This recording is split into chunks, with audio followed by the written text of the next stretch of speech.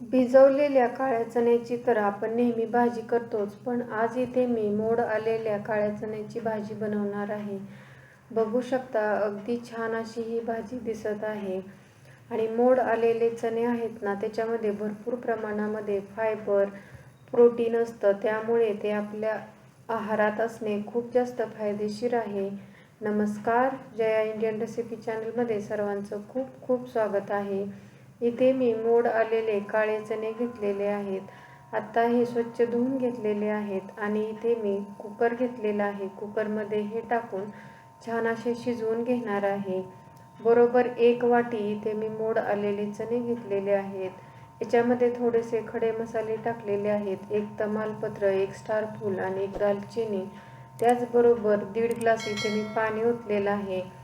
त्यानंतर इथे मी आता गॅस फुल केलेला आहे आणि हा कुकर गॅसवरती ठेवून याच्या आपल्याला 4 शिट्ट्या करून घ्यायच्या आहेत. तोपर्यंत बाकीची सर्व तयारी करायची आहे. इथे मी 2 मध्यम आकाराचे टोमॅटो चिरून घेतलेले आहेत. ती मिक्सरच्या भांड्यामध्ये टाकून त्याची छान अशी पेस्ट बनवायची आहे. याच्यामध्येच इथे मी 1 इंच आलं, 8 ते 10 लसूण पाकळ्याही कट करून टाकत आहे.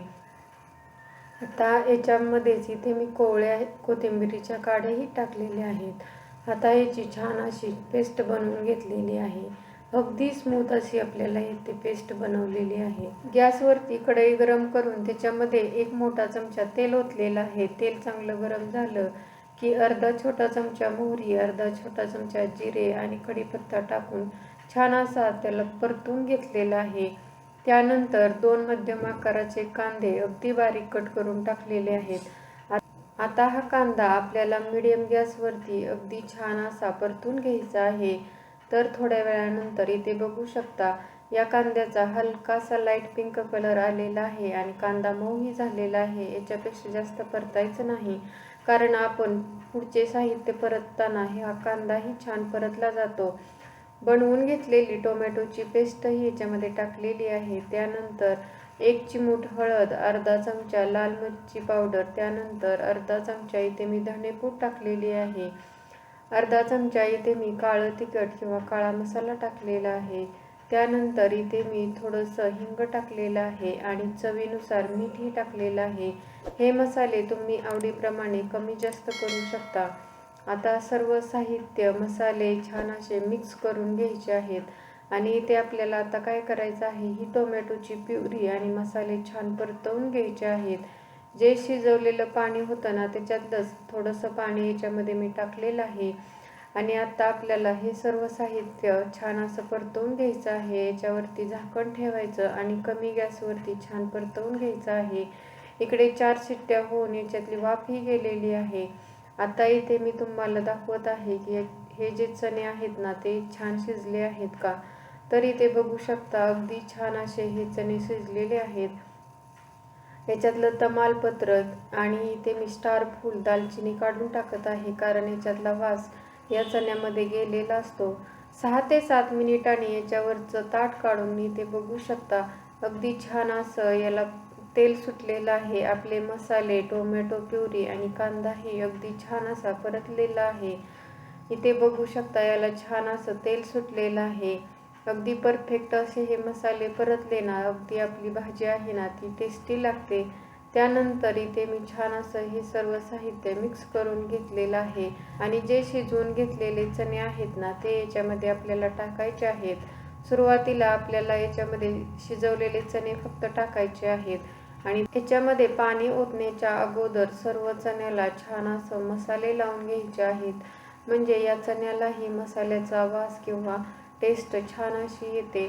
त्यानंतर जेवढं आपल्याला पाणी याच्यामध्ये किंवा रस्सा हवा आहे ना, तेवढ्या प्रमाणामध्ये इथे मी शिजवलेलं जे पाणी आहे ना, ते ओतलेलं आहे. तुम्हाला जशी कन्सिस्टन्सी आवडते त्यानुसार याच्यामध्ये तुम्ही पाणी ओतायचं आहे आणि जरी पाणी शिल्लक राहिलं ना, ते ओतून न देता त्या पाण्यामध्ये थोडंसं मीठ टाकून आपण ते पिऊ शकतो, कारण त्याच्यामध्ये भरपूर असं प्रोटीन असतं.